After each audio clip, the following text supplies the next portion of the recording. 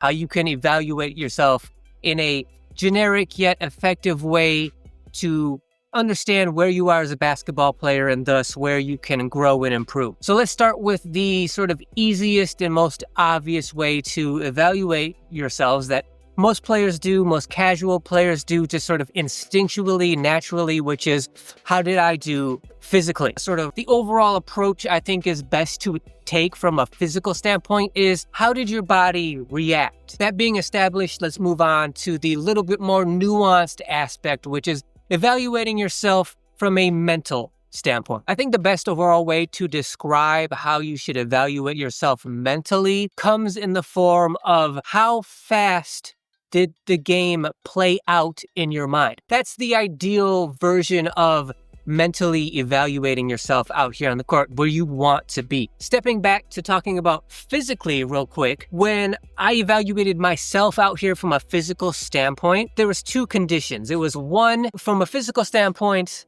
I was pretty much where I expected myself to be.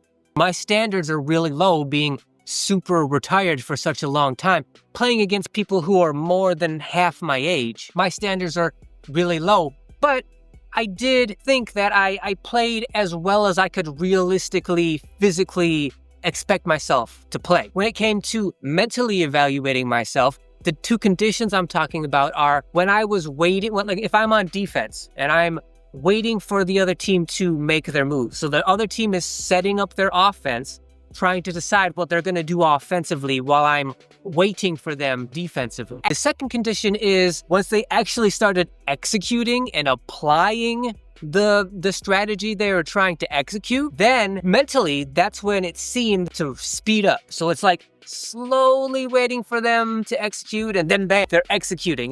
That's because, you know, from a mental standpoint, everything's moving in slow motion for me.